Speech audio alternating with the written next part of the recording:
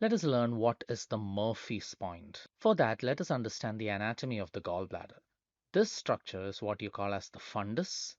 This would be the body of the gallbladder, and this would be the neck of the gallbladder, from where you have the ductal system of the biliary tree.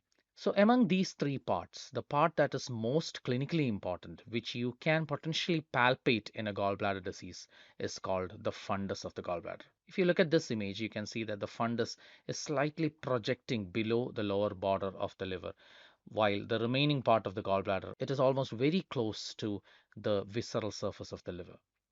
If you look at this picture, you can see again that the fundus of the gallbladder is the only part that is kind of peeking down below the lower border of the liver.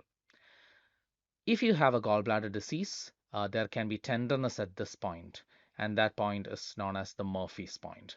So if there is tenderness here, you call it as Murphy's point tenderness.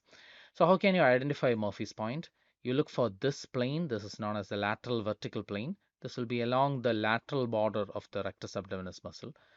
The point where it intersects with the costal margin, that is what we call as the Murphy's point. It is important in a gallbladder inflammation where you can have tenderness, but also in biliary tree obstruction where you can palpate a distended gallbladder.